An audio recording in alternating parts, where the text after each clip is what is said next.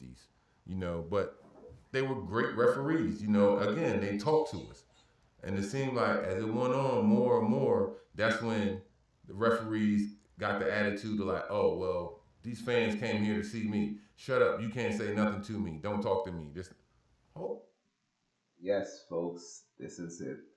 This is one of the biggest scandals in the NBA, and yes, you heard what's going on with the FBI infiltrating um, the NBA. Not even just the NBA, but some poker games, some illegal gambling stuff with Terry Rozier and Chauncey Billups. Well, this is Rasheed Wallace, and Rasheed Wallace played for numerous teams, including the including the Knicks, Portland, Detroit. He's one of the bad boys out there.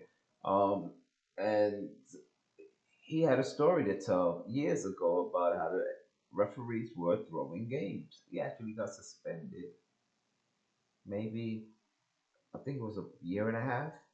I'm, I'm sorry, not a year and a half. I think 10 games, and he lost the 1.5 mil. Well, check this out. Let's hear his story. because I did foul him, but now I'm not letting him finish the and one, and I get a tech. Oh, so I was in this ref ass and looked into his shit and found out that him and his family is got a bunch of fighting cocks. They fight roosters, right? You would find that. So after so I kept saying, I was like, yeah, like messing with them cocks, huh? So in our language, we know what that means, but in that field, you fight your roosters, and you fight some cocks, huh? It's like, oh, I kept messing with him that whole time for the rest of that year. Every time, I'm like, yeah, we got the cockfighter. This I queued it up to certain areas where I would want y'all to hear and discussing the main points and nothing, out of character where it's not related to any scandals. So let me just. I hope I got everything queued up. So I told one ref, I was like, look, y'all keep talking shit, y'all keep bullshitting me. I said, I'm gonna pay somebody to burn your restaurant down. Told another ref, I said, y'all keep fucking me and my team. This is when I was in Detroit. I said, y'all keep fucking me and my boys with these calls and shit. I said, I'm gonna hire a hacker to go into that little email account. Oh, the referee's like, tried to give me that look like, huh? I'm like, trust me, I know about that email account that y'all got from David Stern, probably this morning in that locker room. I said, don't let it fool you. I said, y'all take this shit for granted. The same way that the NBA can look into a lot of things, man. You don't think that if if me and Bonzi pay the hacker 100,000, hey yo, can you get these emails for me? You don't think that they can do that? Even with it's encrypted and all that. Da, da, da, da. No, the same way that NBA keep tabs on us, like we can keep tabs on them too. But they don't like that though. No, they don't like it when you call them. He used to. what do you believe of? What do y'all think about that? Tell me your comments below. The NBA want to keep tabs on their players, but if you keep tabs on the NBA, they don't like that. I think it should be a two-way street. Everything should be transparent when it comes to business. Before games, he used to. Rasheed would look at the referees and then communicate to you guys in the locker room, right? Like, oh man, He would. He would. What she do? Cause like before the game, you gonna get game notes. So you're gonna get game notes of probably about 15, 20 pages of all the teams. The team that we're playing. The stats and just some stats and stuff. But it's always gonna be on there who's refereeing the games. He's going to the first thing he's doing is going to that. And this is when I knew the referees like she was always good at he get into it on the court. He can brush it off his shoulders, whatever. But I remember this one game we was fucking around. It was our man Donaghy. Donaghy said some shit to she, and she don't went crazy. He going crazy. We hold him out. Boom, get out of here. So usually we go into the locker room when they boom, get out of here. After the game, whatever, she's gonna always be in the jacuzzi or somewhere to stretch it and be like, he gonna come in. Hey, fellas, my fault. He always do that. I'm sorry, man, my bad. You know what I'm saying? Woo woo. We not tripping. But on this occasion, when Donaghy did that to him, we come into the locker room. Now, I'm gonna pause for a sec. For some of y'all who don't know who Tim Donaghy is, it's the referee and for y'all that know, was the one that got caught gambling on games.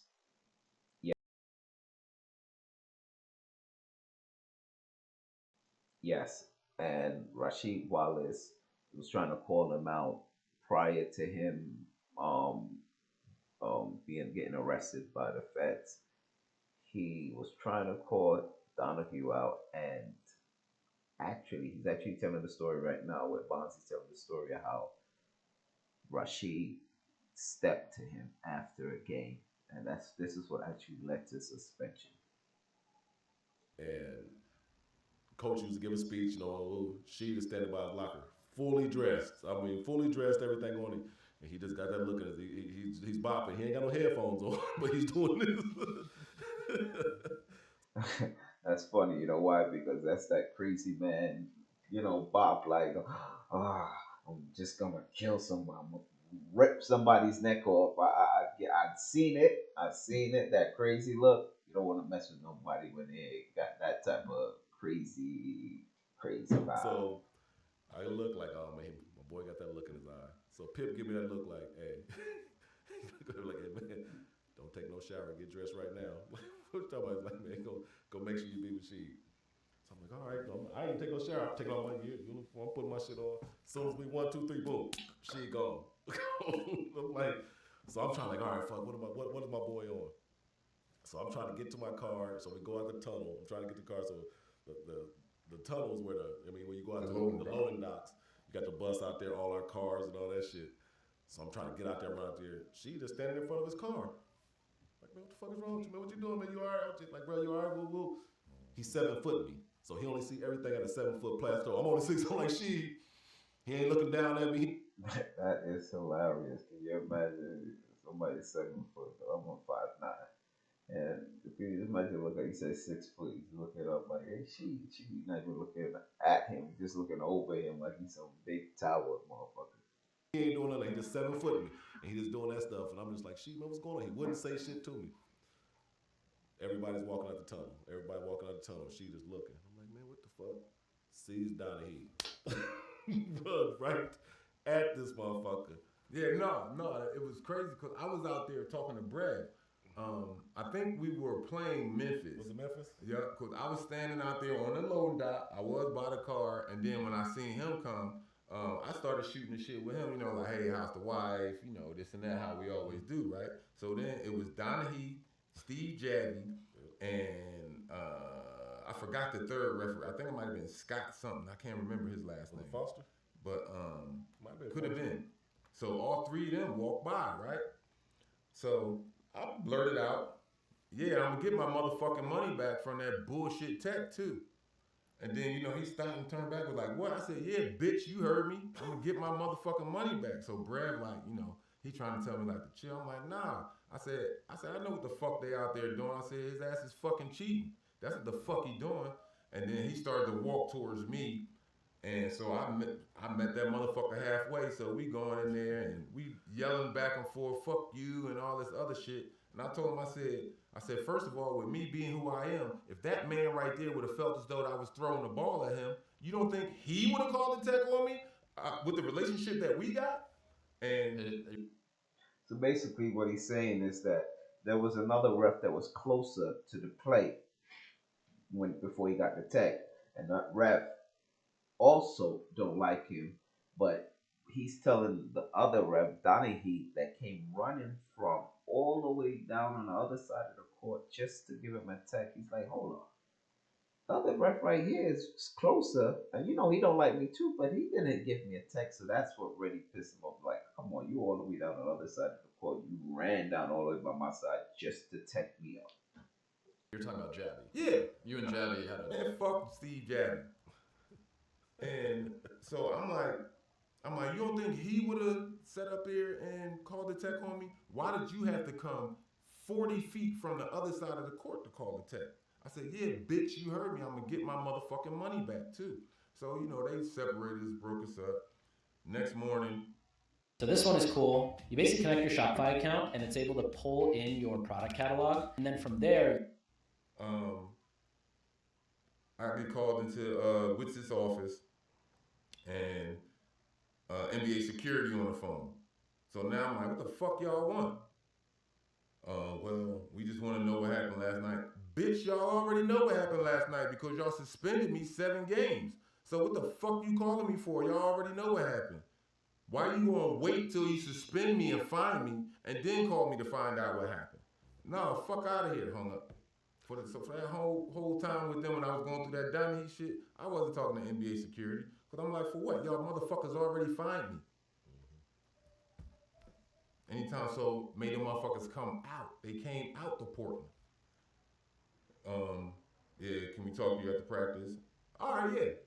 After practice, you know, do the routine, whatever we had going on, no matter if it was like in the back of the hot tub or, you know, getting a lift in after practice, whatever. I did whatever I had to do.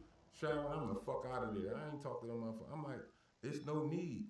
Y'all just want to put this shit down for y'all's sake. Because what are you going to talk to me?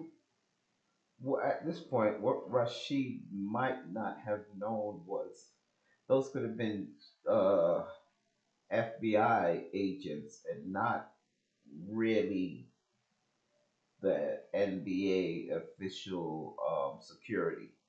So they could have been looking to obtain some information from him without trying to tip him off, just in case he was working with Donaghy, just in case. But he avoided them like a millionaire would do, just in case he was trying to set him up for something else.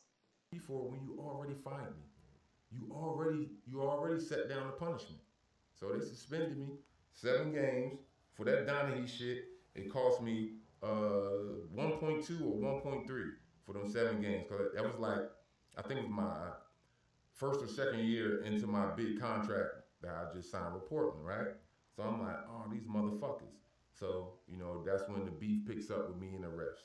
So then I get traded from Portland, make a pit stop here in Atlanta, then Atlanta to Detroit. So I'm in Detroit. Still, I go into the meeting with the guys when I first got there. Yo. Before games, Rasheed would look at the referees and then communicate. This one. This is Rasheed Wallace. Up a technical here and there, but never to win a game. Blazers coach Mike Donaghy helped Wallace make sure of that. But Rasheed Wallace's reputation preceded him in Game 1 of the Western Conference Finals. In that series, Portland faced the Lakers, the kind of big-market, superstar-driven team that some would say benefits from referee favoritism. Sheed picked up 2 quick fouls and had to sit while the Lakers pulled ahead. He returned, only to get whistled seconds later for a 3rd foul on what appeared to be a clean, vertical contest of this Robert Horry layup. Ron Garretson, mic'd up by NBC, defended his whistle. Visibly dissatisfied with that explanation, Sheed nonetheless disengaged and returned to the bench. But a frustrated Wallace kept talking from the sideline, and Garretson hit him with a tee. Fast forward to the 3rd quarter. Ron Harper didn't get called for this swipe, but Sheed recovered the ball anyway and threw down a big and-one dunk. Defiant, he pumped his fist and glared at Garretson, I guess for not blowing the whistle the first time. Sheed was calm, though he did keep chattering as he shot his free throws. What ultimately did it was staring. The NBC mic gave us insight into Wallace's disqualifying second technical. All right, did y'all hear that? He didn't say a word. He just stared at him. Now, during this era, during the NBA, the rules were different. They had changed it. You can't stare or taunt or whatever. But during this time, taunting wasn't part of the game. It wasn't part of the rule book, and you just basically couldn't talk back to the ref. Basically, they could talk to you like a slave master. But as far as in the rule book, that staring, it wasn't part of any rules that state that you should be awarded a technical for staring at a ref. But he got a technical for staring at the ref. And we heard Garrettson's explanation to dismayed Blazers Steve Smith.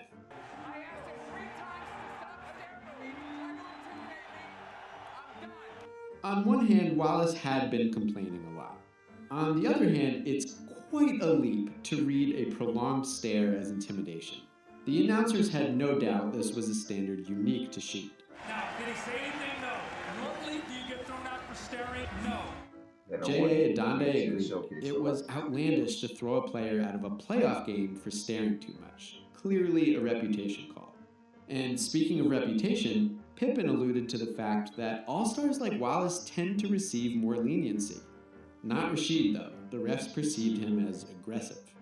Incidentally, if you're wondering how that series turned out, Shaq and company won Game 7 despite a brilliant Sheed performance.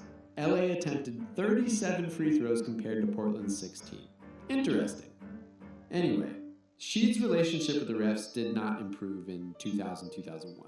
And this is when he was playing with Detroit. It's another technical right there. That's his teammate. You know who that is? That's Chauncey Billups. That's the guy that got arrested recently for the poker scandal. He's the he was the coach of Portland during that time when they took him down. I'm sure once everything gets clear, he won't be coaching again in the league, much less Portland.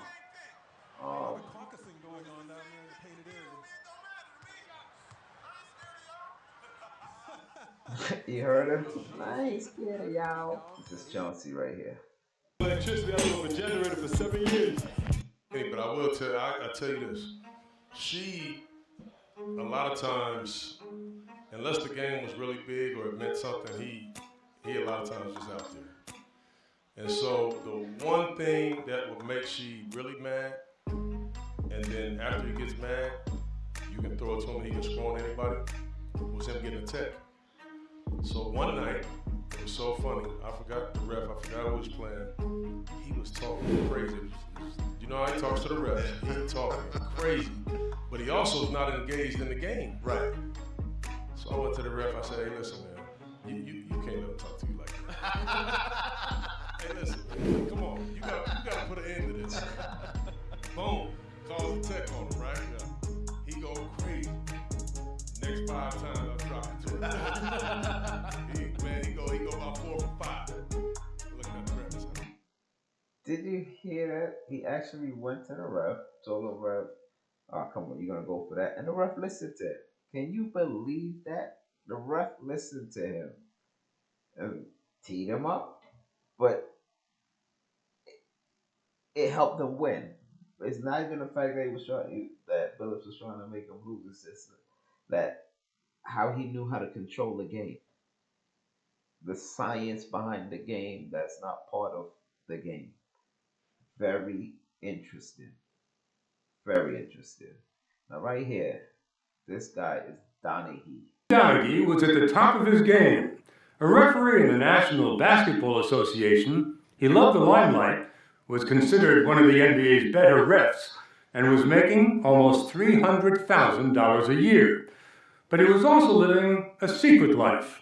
During the last 4 years of his 13-year career, he committed a personal foul. He betrayed the fans and the league by betting on NBA games, including some he was officiating. Donaghy won about 75% of his bets, an incredible percentage confirmed by the FBI. Tonight, Tim Donaghy speaks out publicly for the first time, telling us why he bet on NBA games, how he won so often, and how his world collapsed. And what a world it was. It was your dream job? Yes. Why? I think I had an opportunity to run up and down the floor with the greatest athletes in the world. I just love the game of basketball. Growing up, my goal was to somehow be a part of it. So everything was going just fine. It was a dream situation all around. And then you committed the cardinal sin. You started betting on NBA games, including games that you were reffing yourself. Yes. What were you thinking? Obviously, I wasn't thinking to cross that line. Why do you think you did it? Because I fell into an addiction of gambling. How did it begin? Playing golf at country clubs and card games and country clubs. Did you hear that? How did the gambling begin? What he said was playing in country clubs and stuff like that. When you go to these country clubs, you meet up with, people who have money, and those guys that gamble tend to be mixed up with some guys they shouldn't be mixed up with, and they introduce you to these guys, and then you get into that circle, and then anything can happen after that. That's how I think Chauncey Billups ended up in this circle of gambling with these wise guys. Is that he's at these big poker events with rich people, and wise guys want to be around these rich people to try and coerce them or take advantage of them, like what they did with Chauncey and these others. People's houses, and it just evolved from those type of situations to betting on athletic contests. From card games to athletic contests to the NBA. Yes. And Donaghy was betraying everything he and his family stood for. His father had been a respected ref in college basketball. Tim followed in his footsteps and went even further, making it to the NBA. That's another story in itself that I am going to unfold. These referees, do you know there's a place in Philadelphia where it's almost like they raise them like chickens. There's a town out there in Philadelphia where their grandfather, their father, their sons, even their daughters now probably are referees, and it's like it's a bloodline. I'm gonna dive into that a little later, but yeah, that's a very. But Tim said betting was more powerful than all of that, and winning was ecstasy. And did betting on the NBA give you a higher high than betting on other sports? I think it gave me a higher high because I was able to predict the outcome of the games. And I think when you talk about gambling and the euphoria that comes with it, making winning picks is what excites you. That is definitely a fact. The euphoria that comes with winning is uncanny. Euphoria. Real euphoria. Mm-hmm. And as far as you know, you were the only ref who was placing bets? As far as I understand, yes. How many games did you bet on? I think I bet on probably over 100 games. Over 100. And how many of those were you reffing yourself? A lot.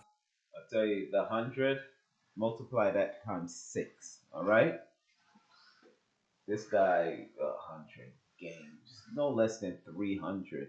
It's more than double. I tell you that much. It's just a gambler's thing when it comes to money. How much money did you lose? Oh, 10 grand. Yeah, it's more like 60.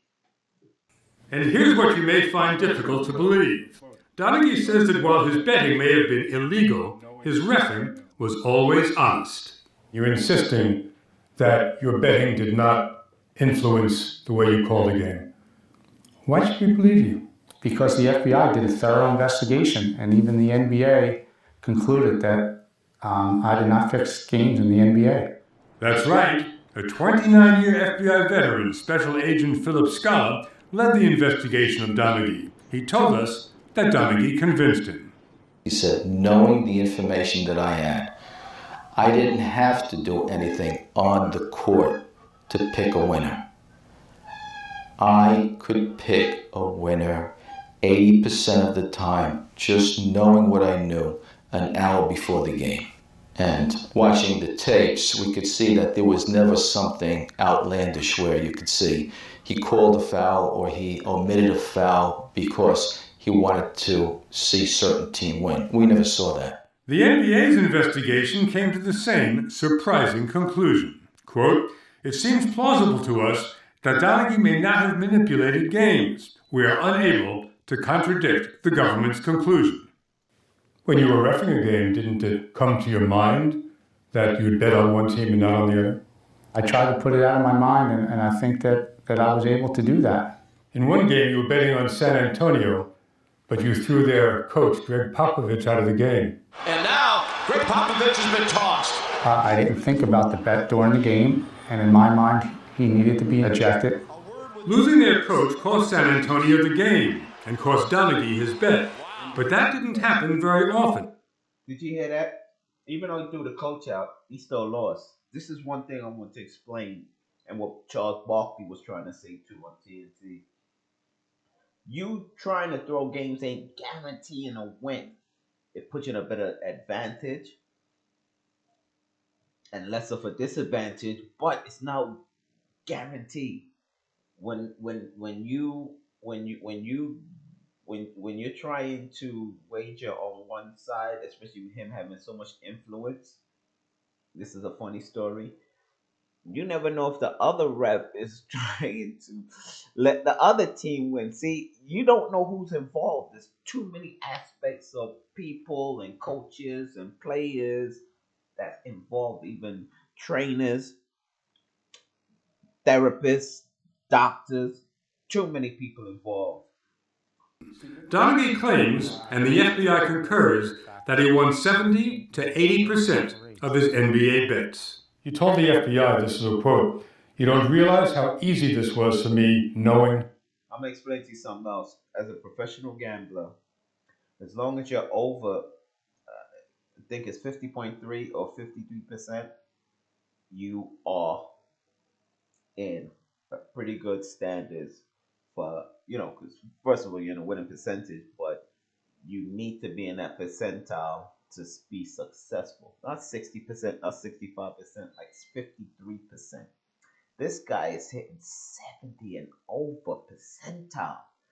Insane. Well, actually, it's kind of like my percentage too. We'll talk about that later. What I know. What exactly did you know? I knew that there were certain relationships that existed between referees and players, referees and coaches, and referees and owners that influence the point spreads in games. What's a point spread? A point spread is where a team is favored to win or lose by a certain amount of points.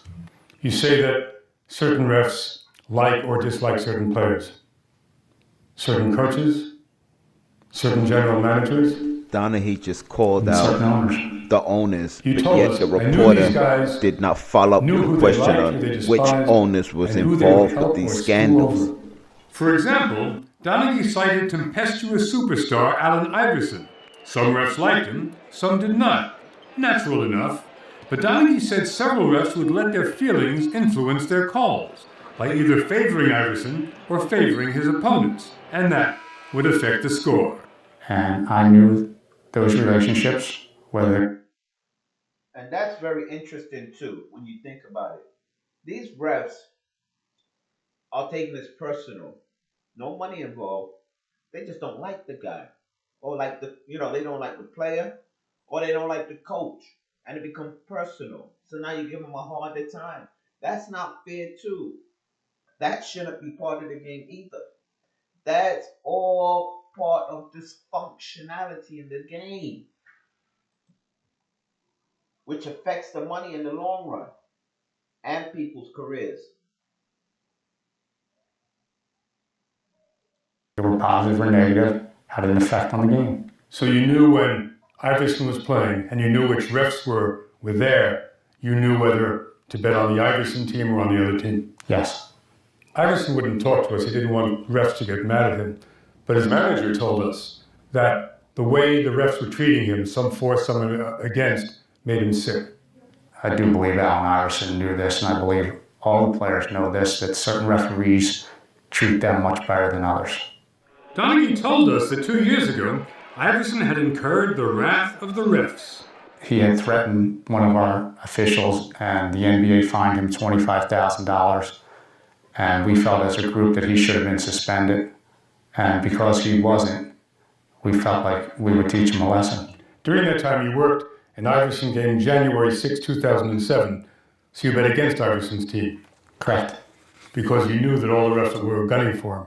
This was openly discussed. Openly discussed. And I knew that the other two referees and I sought out to do a little justice of our own.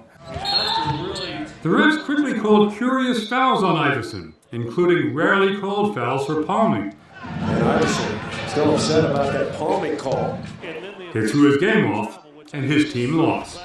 According to the game's announcers, even late in the game. That's very important.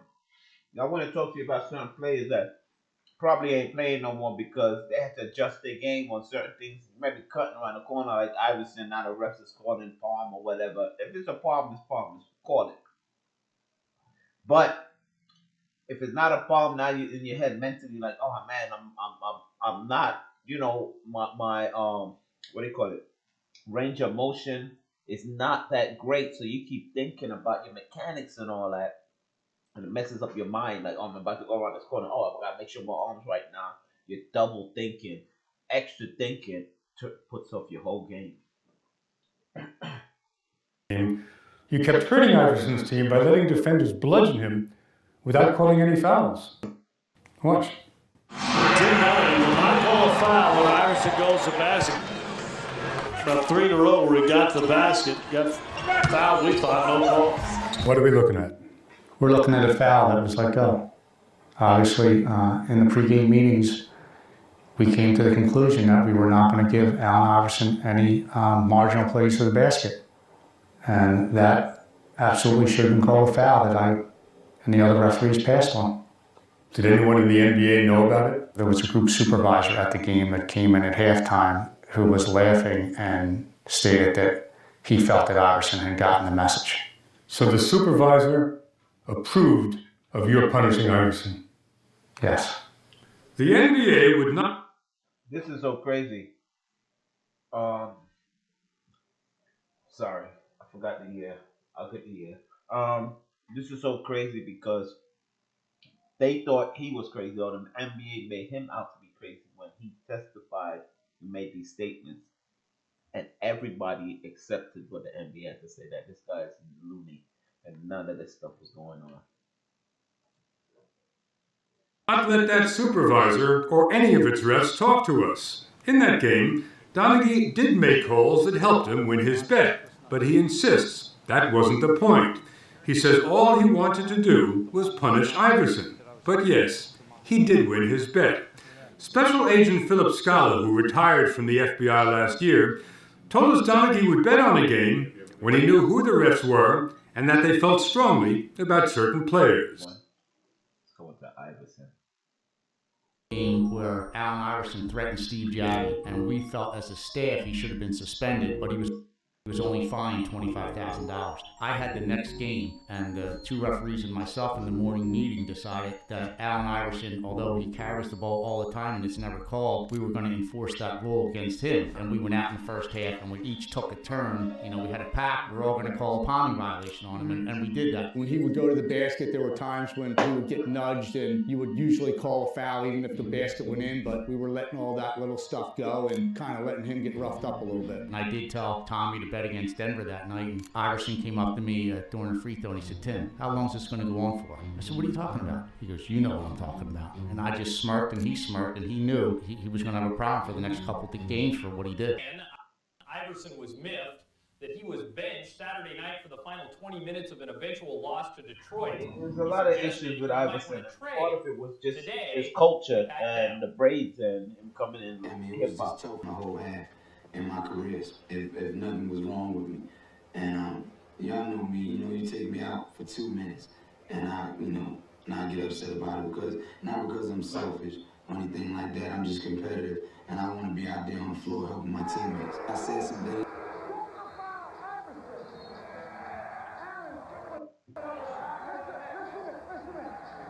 It wasn't your play, and you went from there to there and brought the crowd down. You're not going to do it. Crowd down. Yeah, these people here understand. Referee the game. My job is to referee the game. All right, so what you worried about the crowd? Alan, that's because you're not going to do that. Play the game yourself. You let people get away. The conversation is over. I don't even understand all that. He's talking about the crowd. It's very, very, very confusing. I gotta see this again.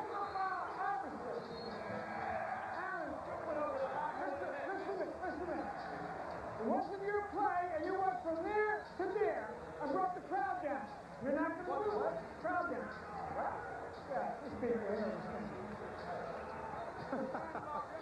Referee the game. My job is to referee the game. All right, so what you worried about the crowd? Alan, that's because you're not going to do that. Play the game yourself. You let people get away. The conversation is over.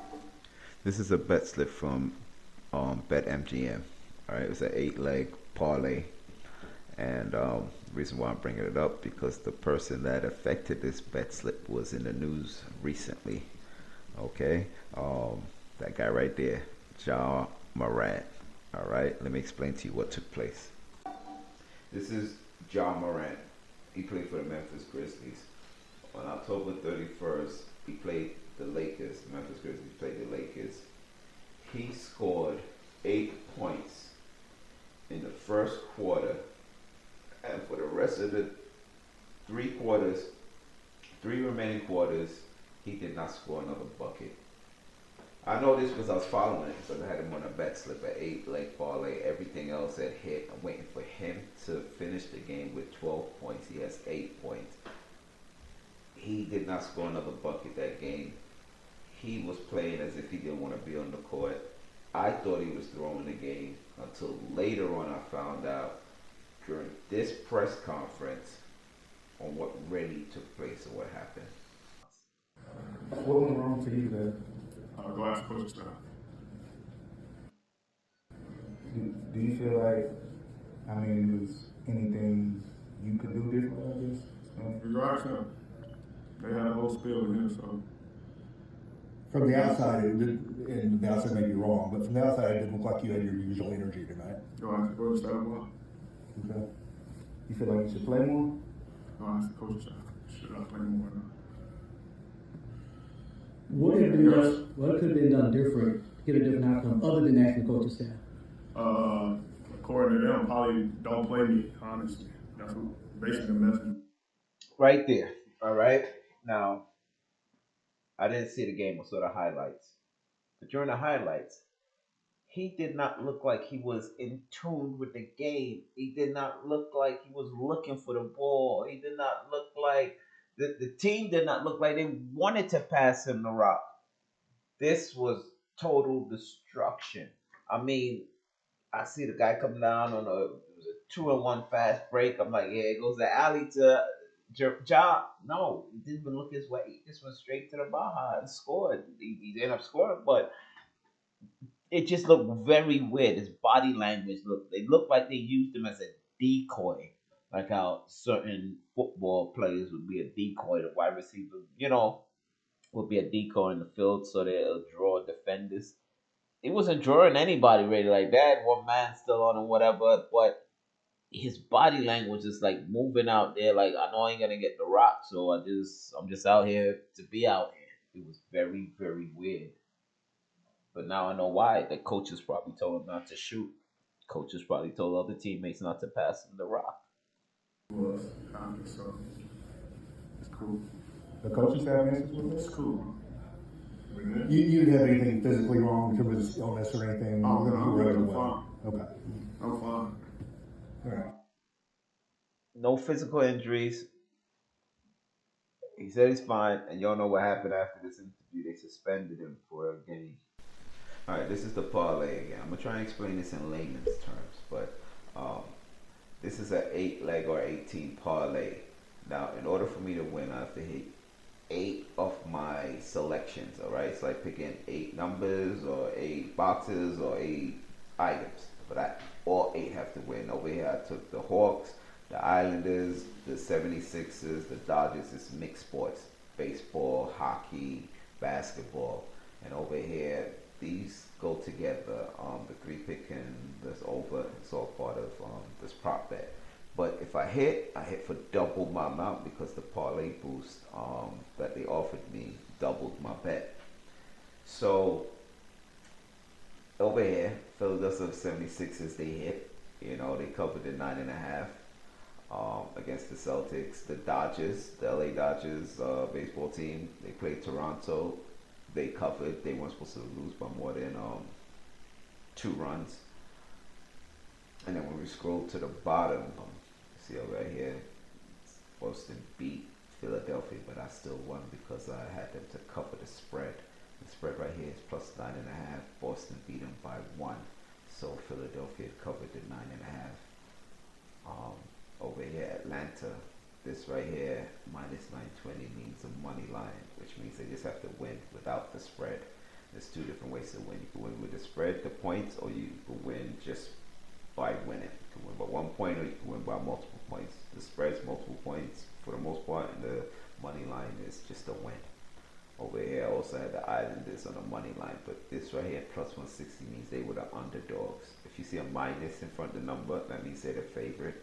If you see a plus, that means they're the underdog. The underdog ended up winning. When you pick an underdog, it enhances the bet. So remember now, this enhanced the bet plus the double bonus, the 100% parlay boost, that enhanced the bet. So you following me so far? So far, these two things are enhancing the bet. Over here, this game with the Knicks and the Bulls, I had the game to go over 122.5 points, which was only for the first half. If you see right here, first half betting line. Knicks beat them 125. I mean, Chicago beat them 135 to 125. I did cover the first half. It went over 122.5 points. Lakers covered on money line to win the game. Even Luka, I had Luka to score over 18 points, but 12 points. He had 8 points in the first quarter. 8 points in the first quarter. Gonna score another 2 buckets the rest of the game.